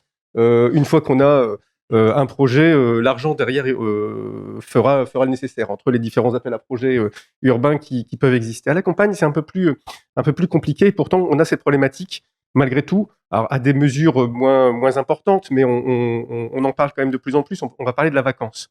les vacances des terrains, les vacances des bâtiments. Et en cela, on a tous, dans tous nos villages, on a ces maisons abandonnées, ces terrains parfois abandonnés, qui doivent pouvoir être source aussi de dire est-ce qu'on peut finalement en faire un site alors, multifonctionnel. Peut-être que c'est la phase 1, la première marche avant de devenir tiers-lieu. Nous avons un sujet, par exemple, pas très loin d'ici, là où je suis maire, en fait, justement, sur Ressons-le-Long, où on imagine justement à partir d'une habitation en état d'abandon manifeste, d'y réaliser un espace partagé, un espace multifonctionnel. L'espace partagé, d'ailleurs, ça me vient également à l'esprit que on l'espère sur d'autres édifices. Une réflexion est lancée, par exemple, pour que nous avons dans les 36 000 communes de France, 36 000 églises. Et nos 36 000 églises, bah, finalement, aujourd'hui, en dehors de quelques offices dans l'année, elles sont très peu occupées. Et là, en fait, ce que l'on peut se dire, c'est peut-être que l'on doit avoir aussi une réflexion sur le nouvel usage. Alors, il y a une étude qui a été réalisée par le CAUE de Meurthe-et-Moselle il y a quelques années sur le sujet. C'était quel devenir pour les églises. Alors, on va peut-être pas parler de tiers-lieux dans toutes les églises, mais en tout cas, on doit pouvoir se poser la question de... Nous avons des surfaces, des volumes. Certaines sont sacralisées, d'autres ne le sont pas. Certaines sont classées, d'autres ou inscrites, d'autres ne le sont pas. On doit pouvoir aussi se dire, mais... on a un potentiel qui existe aujourd'hui dans l'ensemble de nos villages. Il faudra trouver la ressource humaine, parce que c'est quand même aussi un élément important. Et puis, si on peut y mettre un côté environnement, alors on a parlé des utilisations de matériaux biosourcés, hein, qui est un sujet, parce que aujourd'hui, alors on parle de la crise des matériaux. Aujourd'hui, c'est une filière qui est tellement peu développée qui finalement n'a pas trop la crise, puisque elle n'a pas encore beaucoup de problématiques d'export pour l'heure, mais en tout cas, c'est un vrai sujet dans les années à venir. C'est de se dire, OK, on a aujourd'hui, en regardant dans le rétroviseur, une vision sur ce que c'était les tiers-lieux, sur ce qu'ont été les tiers-lieux jusqu'à aujourd'hui. Et finalement, lorsqu'on détourne le regard, c'est comment est-ce que l'on peut essayer d'imaginer les tiers-lieux demain avec ces problématiques de foncier, hein, de vacances, peut-être de locaux. Alors, je ne veux pas dire par là que nos églises sont vacantes, hein, mais... en même temps, parfois, on n'en est pas très loin quand même. Et finalement, de dire, est-ce que on doit pouvoir aussi intégrer des tiers-lieux partout. On parlait tout à l'heure de l'intérêt du réseau, cette complémentarité. L'échelle de la région semble plutôt pas mal, hein, pour y réfléchir, parce qu'il faudra trouver le curseur, hein, à l'intérieur duquel on maillera ce réseau. Le réseau national, c'est intéressant, mais il y a des disparités quand même très fortes. On en parlait tout à l'heure, un tiers-lieu en ville n'aura pas forcément la même vocation qu'un tiers-lieu rural. Donc il y a effectivement tout un tas de problématiques aujourd'hui qui peuvent être des opportunités, parfois des limites auxquelles il faut être vigilant. Mais en tout cas, notre capacité à anticiper les problématiques amélioreront finalement la résilience de notre territoire et feront que ce que les élus, mais également tous ceux qui s'impliquent à l'intérieur de ce territoire cherchent, faire que nos territoires soient attractifs, soient en fait des endroits où on s'y plaise et où on a aussi plaisir à inviter des personnes qui ne sont pas forcément du coin et de leur dire venez un peu chez nous, on va vous montrer ce qu'il y a. Et je pense que c'est aussi un peu ce que vous êtes, les ambassadeurs du territoire, à promouvoir ce que vous faites et à faire en sorte que tous ceux qui viennent deviennent aussi des attachés, des ambassadeurs, le cas échéant. Merci, parce qu'il y a énormément de... On pourrait rebondir. Oui, il y a des questions. Oui. Oh là là. C'est parti. Alors, au fond, messieurs. Ensuite, on rebondit. Numéro 12. Par rapport à ce que vous évoquiez, effectivement, on est plutôt en fait dans l'activité et le service, enfin en tout cas quand on parle des tiers-lieux. Est-ce que vous avez aussi une réflexion, finalement vous parliez de votre communauté d'utilisateurs, hein, où sont-ils? Est-ce qu'ils sont proches, ils sont dans le village, ou ils sont à 10 km, 20 km, enfin, quel est le rayonnement finalement de vos lieux en fonction de ce que vous produisez comme plus-value de service et d'activité? Alors à notre petite échelle rurale, c'est vrai qu'on va aller toucher tous les habitants de la collectivité avec toutes les activités annexes qu'on peut mener. Les gens sont prêts à faire 40 km aller-retour pour 3 heures d'activité le mercredi pour les enfants, par exemple. parce qu'on a voilà, fidélisé une partie effectivement de ce qu'on va appeler la communauté. Après, on arrive aussi à rayonner sur les collectivités d'à côté, puisque parfois, voire même souvent, il n'y a pas forcément d'action de la part de ces coms d'agglo, par exemple, je pense au Lannoy, il n'y a pas forcément d'impulsion orientée tiers-lieu. Je crois que je dis pas de bêtises, mais l'ancien SIG a été labellisé France Service sur le Lannoy. Pour moi qui passe dans l'entrée régulièrement, j'ai vu aucune information sur cette partie-là, malheureusement. Donc parfois, il y a une volonté de la com d'agglo de faire quelque chose, et il peut y avoir un défaut de communication qui fait que, bah, comme nous, on rayonne un petit peu plus parce que, bah, on nous a entendus à France Inter il y a pas longtemps. J'ai retrouvé des vieux camarades de classe grâce à ça, qui sont souvenus de moi parce qu'ils m'ont entendu sur France Inter. On a des reportages qui sont faits régulièrement parce qu'à notre petit niveau, ça prouve que ça intéresse effectivement toute la population, en fait, et que comme c'est, je pense, facilement exportable, ce concept du fait-tout à petite échelle pour des petites collectivités, bah voilà, je pense que les communautés, elles se fédèrent d'elles-mêmes, en fait, et tout autour du territoire. Et on n'est pas sectaire. Un Lannoy qui vient, on va bien sûr l'accueillir avec plaisir pour ses démarches. On n'est pas du tout dans la fermeture des frontières à ce niveau-là. Parce que tout à l'heure, dans votre présentation, vous étiez plutôt en train de dire que le tiers-lieu était entre le domicile et le travail, mais en réalité, c'est pas ça. Enfin, tel que vous l'évoquiez. Si c'est le cas, c'est là où vous avez pas mal de modèles. Je pense que Sébastien pourra évoquer son rapport à sa communauté. Nous, du fait de l'éclectisme du rapport qu'on a à notre foncier, qui est quand même un foncier autant agricole que forestier, local, ouvert, on est un forestier privé assez ouvert. C'est-à-dire qu'en fait, on n'a pas de clôture, on a des chemins. Donc, en fait, on a une population locale qui vient pas mal utiliser notre forêt. On aura samedi un gros atelier là-dessus sur ce qu'on appelle un commun d'usage. On a également des gens qui viennent sur du ponctuel, hein, puisqu'on est un lieu d'hôtellerie de séminaire. On a des gens qui vont être, tu parles de la petite enfance, enfin, le café, dès qu'il programme en fait une activité pour les jeunes publics, il est tout de suite pris d'assaut. Il y a également tout ce qui touche au rapport à la consommation, hein. Pascal peut rebondir. On a des consommateurs qui viennent lors des distributions du mardi soir, c'est presque la place du village, ce qui n'est pas sans poser quelques soucis d'urbanisme, parce que le tiers-lieu ne peut pas devenir le centre du village.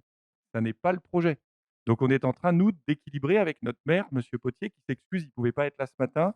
Monsieur Potier, en fait, il est en train d'intégrer le tiers-lieu, et il n'est pas impossible que la conséquence, ce soit une opération de cœur de village qui n'a pas pu se faire depuis 40 ans, en bas, en face de l'école. Mais je vais vous donner un exemple enfin sur encore le foncier. Le tiers-lieu, il a déjà un impact sur l'urbanisme du village, notamment. Le maire a bougé un petit peu cette histoire de dents creuses, hein, parce qu'il avait du mal à faire bouger le PLUI. Et le tiers-lieu, c'est aussi un outil d'attractivité qui génère des flux de l'arrivée. Tu parles du zéro artificialisation. Effectivement, le zéro artificialisation a un impact sur l'ancien et sur ce qu'on peut en faire. Et à terme, il y aura une vision sur l'ensemble du territoire, schéma de cohérence et d'organisation territoriale oblige, pour que les tiers-lieux puissent être considérés. Je pense qu'on n'est pas encore considéré dans les SCOT, hein. On n'est pas encore considéré, on est peut-être un peu trop jeune. Mais sur les usagers, on ne peut pas raisonner uniquement qu'en proximité. On a même des gens qui viennent sur l'événementiel. Vous avez des tiers-lieux qui font des festivals qui sont maintenant devenus nationaux, voire internationaux. Donc il faut raisonner vraiment la question globalement. Et c'est souvent des lieux qui ne peuvent pas se contenter d'une population trop exclusive, parce que ça casse leur dynamique de mixité. En fait, c'est vraiment culturellement de la mixité, hein, qu'on défend. Tu voulais peut-être rebondir, Sébastien, sur les communautés, parce que toi, tu as une communauté très tech. très, euh, Alors encore une fois, nous, c'est un mélange de communautés, effectivement, sur la partie Fab Lab, donc ça va être très technophile, on va dire. Mais ce qu'on voit aussi, c'est le mélange et la porosité entre les communautés. Je pense à des gens qui seraient chez nous en coworking, plutôt des télétravailleurs ou des indépendants qui sont là pour louer un espace de travail, leur temps de travail, et qui le vendredi soir ou le samedi vont venir participer aux activités Fab Lab, ou des personnes qui ont été incubées dans notre programme Starter, qui par la suite continuent, viennent développer leur entreprise dans notre espace de coworking. Je vais rebondir sur vos propos tout à l'heure, dans le sens où l'intérêt de nos lieux, qui sont des tiers-lieux, des espaces pas tout à fait identifiés, et qui de fait ne sont pas non plus institutionnalisés. Ce qui fait qu'on est d'une certaine manière un creuset pour le territoire pour remonter des besoins. on parlait d'agilité ou de développement, de résilience, ce sont des lieux comme les nôtres qui sont là pour capter les besoins et peut-être demain développer les produits, les services qui vont donner de l'attractivité à nos territoires. Et puis on passe la parole à... Il y avait une deuxième question à côté. Sur le rapport que vous entretenez aux maisons et espaces publics, en fait, il faut aussi partir du principe que les cultures urbaines et rurales sont vraiment très différentes là-dessus. Le besoin en milieu urbain de dépasser, et pendant le confinement, Dieu sait que les urbains ont souffert de ça, de dépasser son intimité restrictive, absolument pas adaptée à beaucoup de besoins, fait que dans les tiers-lieux urbains, la notion d'espace public, d'espace privé est plus facile à hybrider. C'est d'ailleurs pour ça qu'ils ont été créés souvent, hein, et que les centres sociaux ont généré énormément de réponses à des besoins pour les gens qui avaient le moins d'espace disponible chez eux, les gens les plus précaires, en logement, notamment en locatif. Ici, on sent que l'espace privé, l'espace public, il va se penser vraiment progressivement dans la capacité du tiers-lieu à recevoir les besoins finalement de cohésion et les besoins surtout de débat. Je vous donne un exemple, l'éolienne. Ici, c'est un gros sujet très polémique, hein, ici à Autrèche. Hein. Eh ben, le café d'Autrèche, uniquement Autrèche, eh ben, le café cantine est devenu le lieu de la médiation, à l'insu de son plein gré, et d'une autre aussi. On n'avait pas prévu d'être l'espace dans lequel tout le monde pouvait se causer, mais ce qu'on sait, c'est que peut-être comme à la sortie de l'église il y a 30 ans, tout le monde doit se dire bonjour, tout le monde doit se respecter. Il n'y a plus d'espace dans lequel on est obligé de dire bonjour à celui avec lequel on n'est pas d'accord en milieu rural.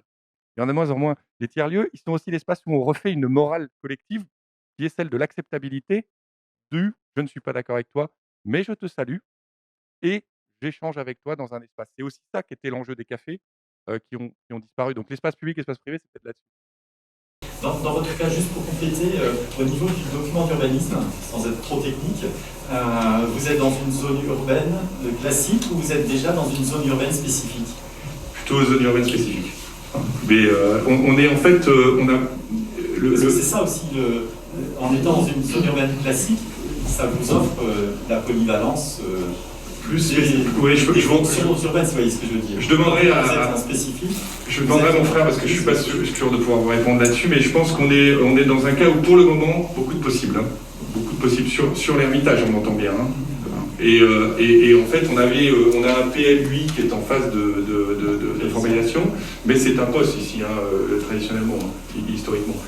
Mais vous connaissez plus ce sujet que moi en tant qu'élu. Ce qui est certain, c'est que ça pose quand même question. Votre question est très pertinente sur qu'est-ce qu'on fait dans un tiers-lieu et comment on est dans l'urbanisme transitoire pour permettre Justement, en principe, quand on est dans l'urbanisme, enfin, quand on est dans une zone qui est classique, d'une certaine manière, elle offre tous les possibles.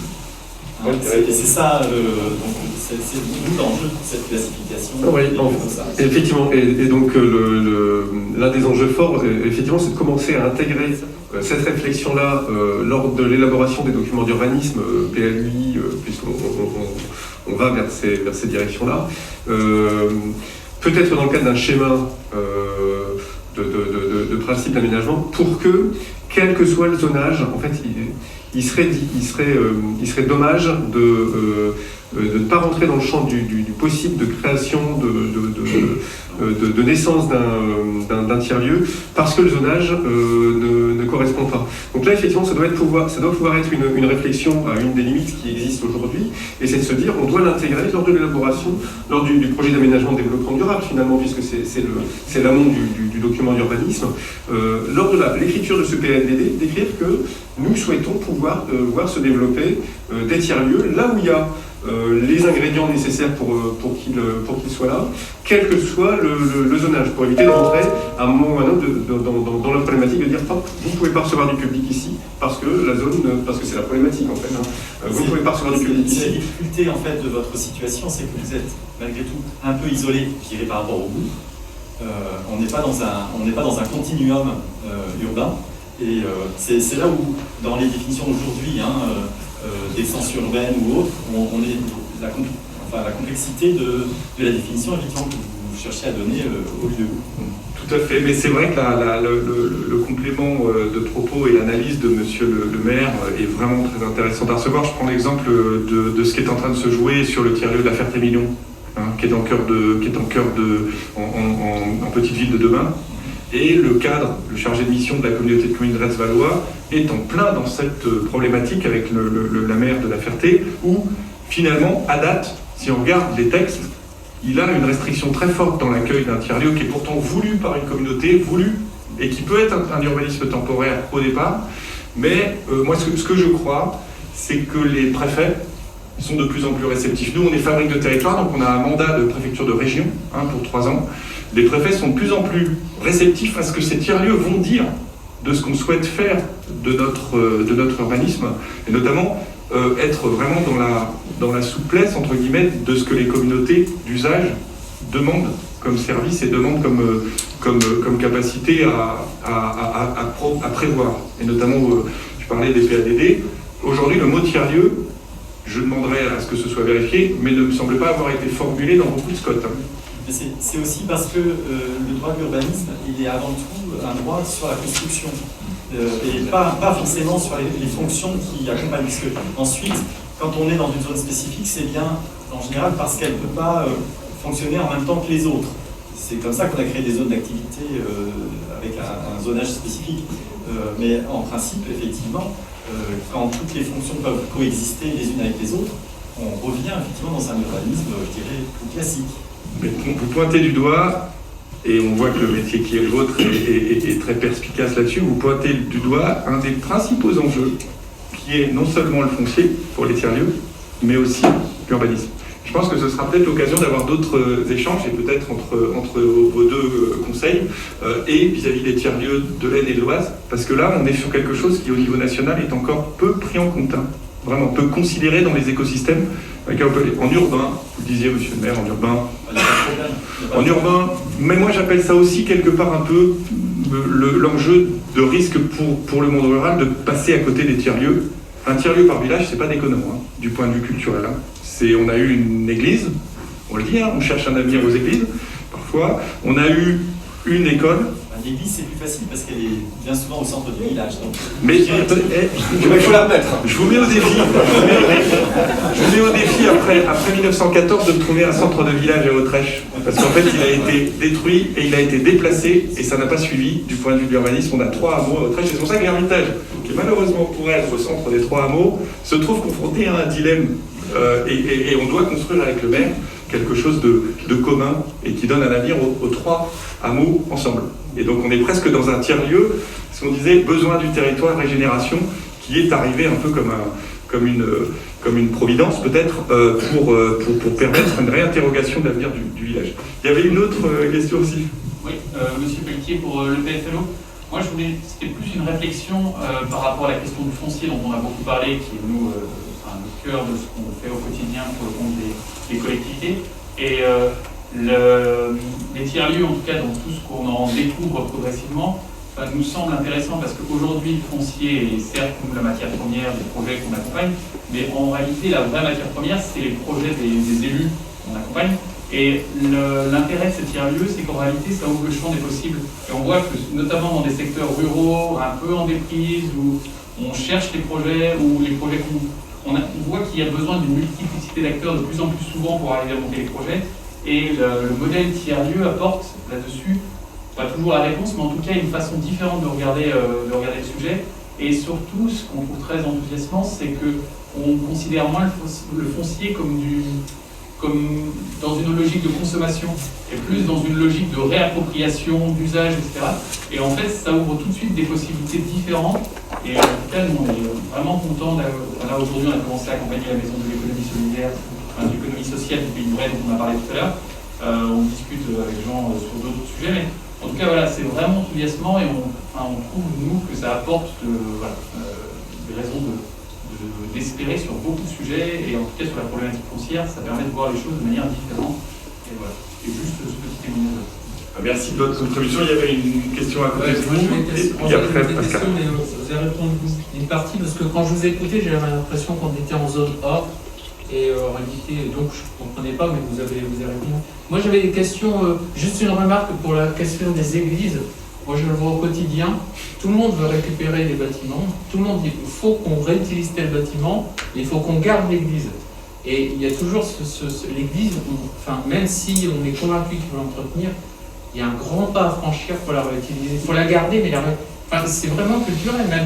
J'ai eu un séminaire au CE 80, on parlait de ça. Réutiliser les bâtiments, mais même le CE dit qu'il faut qu'on garde l'église, mais pas qu'on la réutilise. Donc je pense qu'il est tôt, mais il faut y penser. Par contre, ma question c'était, quand on crée un halidé du tiers-lieu, est-ce que, on a une idée de la notion d'équilibre, c'est-à-dire jusqu'où on peut aller, à quel moment on se dit on est au point de saturation, et question, est-ce qu'à un moment donné, parce qu'on sait que c'est un projet d'humain, d'être collectif, si quelqu'un dit non je veux sortir, est-ce que tout ça c'est prévu? C'est-à-dire quel est l'équilibre, est-ce qu'on anticipe, et comment ça se passe si jamais il y a un bug? Je pense que mes collègues vont rebondir aussi. Sortir, vous savez, la définition d'une secte, c'est quand on ne sait pas comment on rentre et quand on ne sait jamais comment sortir. Pour les tiers-lieux, ils ont intérêt à être particulièrement... C'est une définition d'un prêtre d'ailleurs de Soissons qui m'avait expliqué ça quand j'étais adolescent. J'ai dit comment on définit une secte. Il m'a dit quand tu ne sais pas comment tu rentres mais t'es dedans, quand tu ne sais surtout pas comment en sortir et tu ne peux même pas en sortir. Les tiers-lieux, en fait, ils sont définis par le cadre légal de la loi 1901 pour les associations. Donc on y rentre et on y sort naturellement. Pour les entreprises, c'est ce qu'on appelle les statuts d'une société coopérative, notamment quand c'est des sociétés coopératives. Je sais pas, tu veux rebondir aussi, Seb et puis Bruno, parce que rentrer-sortir pour un service public, c'est quand même la base. Je pense que tu as résumé dans le sens où c'est avant tout un espace de coopération. Donc dès le moment où on ne souhaite plus coopérer à cette aventure, de fait on sort. Et après, c'était la notion d'équilibre. Est-ce que, avec des montants qui sont assez importants, vous avez une idée de l'équilibre à court, moyen terme, et du coup, ce que ça implique en activité, et du coup, le point de saturation aussi? Est-ce que ça, on a une idée, ou finalement, c'est un projet point de saturation? C'est vrai qu'il y a une notion de concertation et encore une fois, de dialogue avec les élus, et de dialogue avec le marché aussi, qui est impérative. Quand vous parlez d'équilibre, pour une structure comme la nôtre, les équilibres financiers, ils sont à 15 ans. Donc on prend des risques importants, ils sont à 15 ans, pas avant. Et c'est d'ailleurs un sujet quand on veut faire rentrer des investisseurs privés, parce qu'il n'y a pas de fonds patient en France. Il n'y a pas de fonds patient. Et les partenaires, aujourd'hui, sont plutôt des partenaires publics, mais quand vous voulez prendre des parts dans une société coopérative en tant que fonds d'investissement, vous prenez à 5 ans, et vous sortez impérativement, avec un service qui est à 4%. Donc, service d'actionnariat qui est à 4%. Donc, il faut quand même avoir une proposition qui est suffisamment stable. Il y a très peu de gens qui peuvent se permettre ce genre de choses. Donc, les tiers-lieux, en fait, sont en train de chercher, et notamment, il y a une réflexion en ce moment au niveau de la région, de la métropole de Lille, et d'autres collectivités sur des foncières spécifiquement adaptées aux tiers-lieux, qui viennent en aval des établissements publics fonciers. Je vous donne l'exemple très rapidement. Vous avez une sorte d'un ancien domaine, une maison de retraite, l'actionnaire est parti, le propriétaire, il n'a pas de solution, il met en vente, il sait bien que tout seul, il ne trouvera pas. La mairie, c'est en face de la mairie, c'est un bâtiment du 19e siècle, du 18e siècle, assez costaud. On ne sait pas quoi faire. Vous avez aujourd'hui des gens qui peuvent proposer des modèles d'exploitation pour ces bâtiments qui sont en tiers-lieu, qui doivent s'inscrire dans des schémas de l'établissement public de coopération intercommunale. C'est là où quand vous montez un tiers-lieu, vous ne savez pas voir votre EPF, votre EPCI, vous risquez un peu de breakdown après, et de conflit en tout cas. Et du coup, l'EPF peut acheter pour la mairie sur 50 ans. Et par contre, c'est là où vous devez jauger en tant qu'élu et en tant que technicien de collectivité la qualité de la proposition qui est faite par le collectif qui reprend. Parce que c'est là-dessus que se joue la partie. Mais quand vous avez un collectif qui est solide, porté par des acteurs locaux, avec des propositions complémentaires, y compris autour de l'alimentation, autour des services, etc., vous pouvez avoir de l'allocation par un service public, et puis, à côté, un artisan. Et tout ça équilibre l'opération, voire la rend rentable. C'est un peu ce genre de modèle. Je pourrais vous donner plus d'éléments, mais aujourd'hui, en France, on a des dizaines et des dizaines de tiers-lieux qui sont équilibrés et rentables. Et qui vont l'être d'autant plus qu'ils sont en phase avec les besoins, comme l'évoquait Monsieur le maire, ou comme évoquait Seb ou Bruno, avec la qualité de la relation aux usagers. C'est quand même original de demander régulièrement à ses bénéficiaires s'ils sont satisfaits du service. C'est le principe du commerce. Ça peut être celui du service public avec des évaluations de qualité, etc. Donc petit à petit, on a quand même des opérations, je ne sais pas si on répond à votre question, mais qui sont finalement sécurisantes pour les élus. Et qui donnent un avenir à des fonciers qui sinon resteraient là, comme une verrue au milieu. Juste là pour compléter les propos, nous sommes quand même des structures assez nouvelles et on développe également des services nouveaux. Je pense à un appel à projet manufacture de proximité. On va chercher à développer des usines agiles sur le territoire national. Ça va nous demander un certain temps pour avoir un modèle rentable. Et c'est là où on a besoin aussi d'un partenariat avec les collectivités pour que cette pression liée au foncier ne vienne pas pénaliser les nouveaux produits, services qu'on voudrait développer pour le territoire. Il y avait Pascal Lagarde qui voulait rebondir, et puis après, monsieur le directeur, on vous donne la parole. Oui, moi je voulais revenir sur différents termes que j'ai entendus. Donc Nicolas Ribeiro a parlé de succession, mais on pourrait dire aussi continuation, on pourrait dire aussi transmission. Donc en disant ça, je ramène l'idée des gens qui viennent dans les tiers-lieux, qui s'appellent les usagers dans les administrations publiques, avec tout ce qu'on peut dire sur usager ER ou usager accent aigu, bien évidemment. Mais un tiers-lieu, en termes d'enjeux de développement et de besoins des territoires, il ne faudrait pas qu'on laisse entendre, parce qu'à travers tous les sujets qui ont été abordés, que c'est uniquement quelque chose de descendant. Je pense qu'il faudrait aussi, et j'ai eu un échange tout à l'heure avec une élue qui, dans la salle, je ne sais plus, écoutez, je vous fais, voilà. Il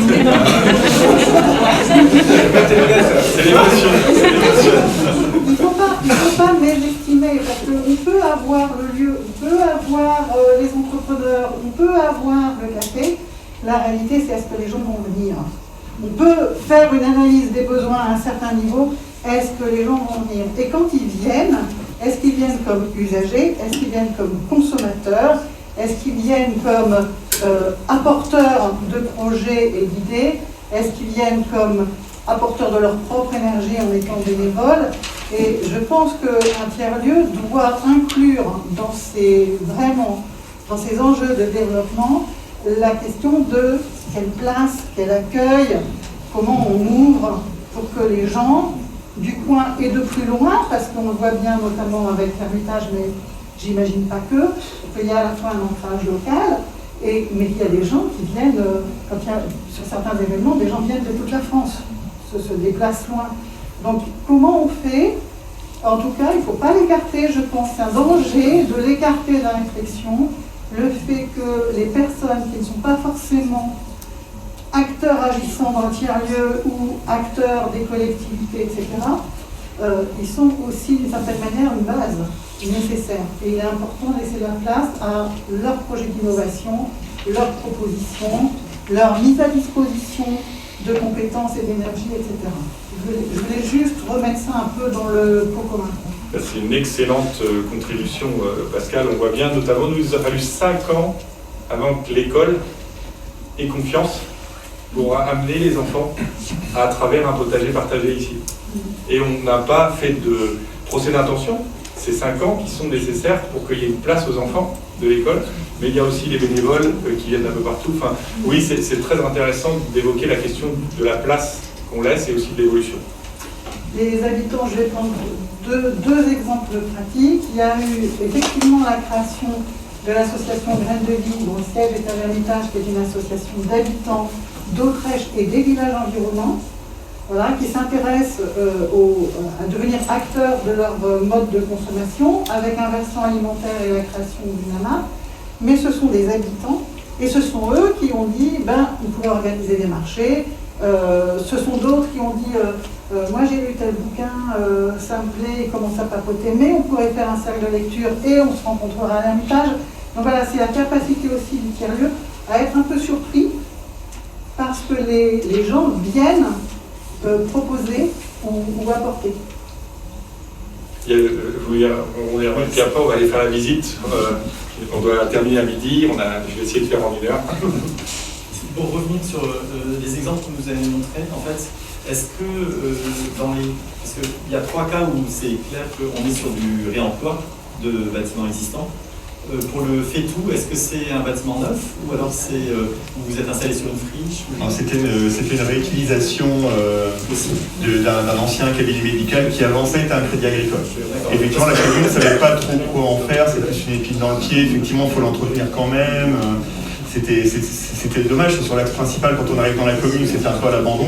Donc il y a eu beaucoup de travaux de réflexion. Comme j'ai dû dire tout à l'heure, il a coûté 150 000 € pour quelques centaines de mètres carrés. Ça nous a laissé de la marge pour faire cette fameuse extension pour la MAM, qui est au moins 2 fois plus grande que le FETU en fait au final, pour que les enfants puissent avoir de l'espace. Donc non, ça a vraiment été effectivement de la réutilisation d'existants. C'était un peu le principe. Parce que aujourd'hui, c'est effectivement la réflexion qui est menée au niveau de l'urbanisme. On a parlé du zéro artificialisation nette, c'est vrai à tous les niveaux, c'est vrai aussi bien au niveau économique, au niveau de l'habitat, enfin, c'est comment on réfléchit. Et là, par exemple, de se dire comment on régénère en fait un foncier, c'est un foncier avec du bâti dessus.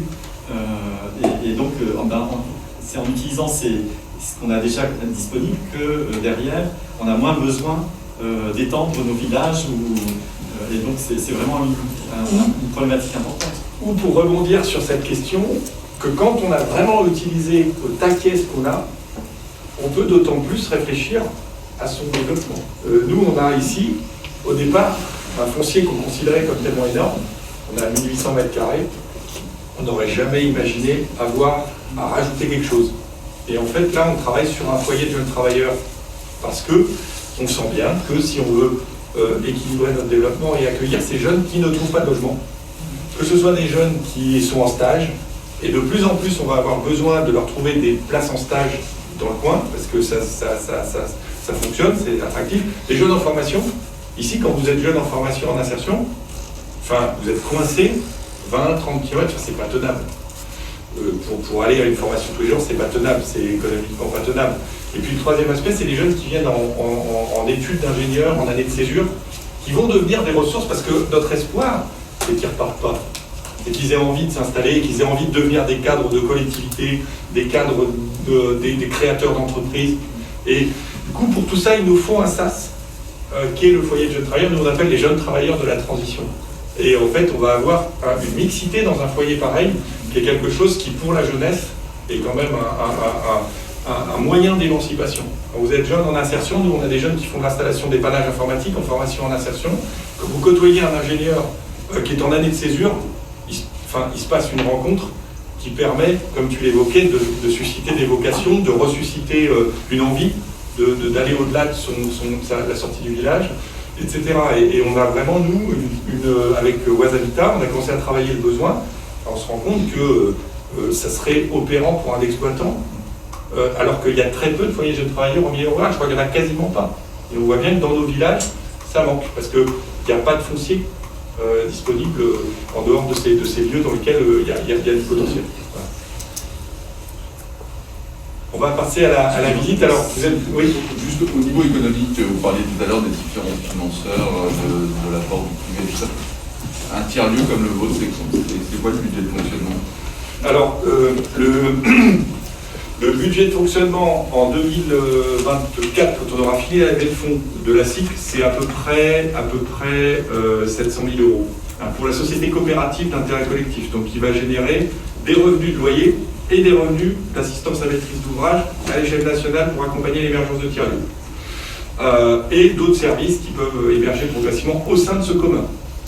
On a parlé notamment de manufacture de proximité, qui est un outil auquel on croit beaucoup. On croise les doigts et on brûle des cierges pour être retenu dans la EBI, parce qu'on est avec la machinerie, avec la messe, dans une réponse spécifique pour chacun d'entre nous, mais qu'on a pensé en commun. Et c'est clair que la SIC va être porteuse de cette manufacture de proximité, qui peut être un instrument de mutualisation pour des artisans sur tout le bassin. Et quand on dit bassin de vie, c'est l'Aisne et l'Oise. Donc on peut accompagner la montée en puissance d'un écosystème d'artisans dans cette SIC. Donc on va avoir un chiffre d'affaires en conséquence. C'est des services. À côté, chacune des structures a son modèle. La micro-ferme qui fait 2 hectares, elle est sur à peu près 350 000 € de chiffre d'affaires. 400 000. C'est pas mal pour 2 hectares. Et c'est du maraîchage bio, intensif, circuit court. La société de conseil, je ne peux pas vous dire le chiffre parce que c'est confidentiel, mais la société de conseil, elle est clairement sur une échelle qui est proche du million. Et vous imaginez, tout s'accumuler, Enfin, c'est ça qui fait que les gens ont les moyens de payer un loyer. Mais tout ça cumulé avec le nombre de TP, l'Hermitage en 2024-2025 c'est 70 ETP, donc 80% de CDI. Et c'est là où on se bat au quotidien pour réussir ce challenge, qui est de faire un moteur économique à partir d'un foncier qui, comme on l'évoquait bien avec monsieur le directeur du CEDEL de l'Oise, était sans avenir. Et je parle, monsieur le maire parlait des fonciers qui peuvent avoir une vocation en centre-ville. Dans les petites villes d'aujourd'hui, dans vos bourgs, on a des anciennes maisons de retraite, on a des anciennes maisons bourgeoises, on a avec un peu de foncier au sol. Moi, je travaille sur un dossier, sur un domaine de 32 hectares dans le sud de l'Oise. 32 hectares qui appartenaient à un grand bailleur public national, dont il se sépare. Enfin, ça peut partir à un propriétaire qatari ou russe, ou que sais-je, ou ça peut devenir le moteur de développement pour la communauté du village et de l'EPCI. Et tout ça fait qu'on doit se doter d'une culture quand même d'entrepreneurs sociaux. C'est votre fonction de conseil, c'est ça? C'est la fonction d'assistance à maîtrise d'ouvrage, oui, de conseil, mais qui se fera volontiers avec les acteurs du territoire, parce qu'on est un maillon, une chaîne de valeur dans laquelle nous, on travaille le design. En fait, notre société de conseil est spécialisée en design de projet. Donc on peut designer autant des produits alimentaires sur du circuit court alimentaire dans le cadre des PAT que à Soissons, par exemple, on a fait le design du vélo en libre service cyclovis à partir des SMS, parce qu'on savait faire ça avec une société de notre réseau. On peut travailler avec la machinerie sur des enjeux d'accompagnement des artisans. Et là où l'enjeu dans les années à venir, c'est de leur donner du commun et de la valeur, collectivement. Dans le bois, dans le fer, parce qu'on a quand même des gens qui ont été bien formés en France, il y a une belle culture de formation professionnelle. Du coup, on peut et puis après, on peut travailler aussi sur des enjeux d'hôtellerie, de tourisme. Beaucoup de gens peuvent générer des activités lucratives à partir de SIC, dans lesquelles on travaille le tourisme local. C'est quand même mieux d'avoir une SIC que d'être condamné seul face à Airbnb, qui peut bousculer ses conditions d'utilisation du jour au lendemain et vous mettre très clairement 20 à 30% comment on appelle ça, de commission dans la vue. Donc on essaye de travailler aussi la relocalisation de la souveraineté économique. C'est aussi ça les enjeux des tiers.